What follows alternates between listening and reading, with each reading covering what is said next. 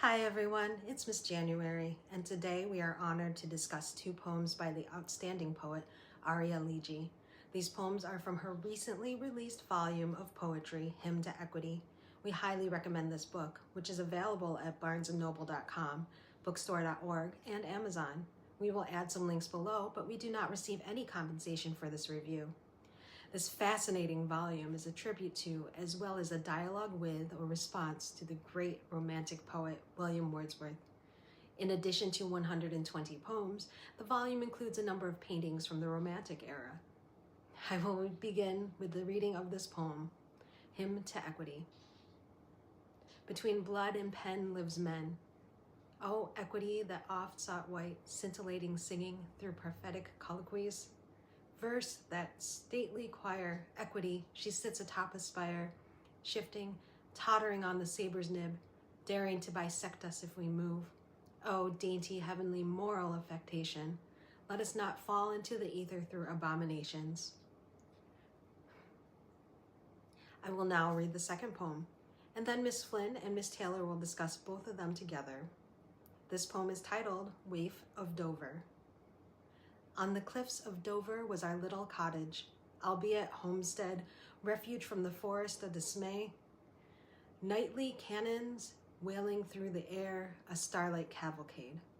Little children, soot-footed and bloodied, fight as wrens, small pigeons, hunkering through dustbins, pickled carcasses, feast for the destitute. Eyes roving outward for prey, praying for manna, or some such supplicant to be the succor that will fill and stave this tonal depravity. 'Tis a discordant hymnal that infects and affects this perfect quietude, this supernal veil, hovering o'er the precipice, the abutment to our view. The howl of hunger wells me, seizes me, inflames me in this nestled beatitude. And now to Miss Flynn. I am struck by the parallels between Arya's style and Wordsworth's style, but there are also some fascinating contrasts. Both poems use free verse with no specific meter and use slant rhymes and internal echoes. You might characterize Arya as a neo-romantic poet. Hymn to Equity echoes Wordsworth's moral seriousness, and the second poem reminds us of his use of landscapes as a reflection of emotional states. The phrase supernal veil evokes memories of his portrayal of nature as a veil, suggesting that nature can reveal deeper spiritual truths. Earlier, Miss Flynn described this book as both a tribute to and a dialogue with Wordsworth. We say this because of the differences in how both poets see the world. While Wordsworth sees nature as healing and sublime, Arya notes how the peacefulness of nature is interrupted by the cannon fire of war.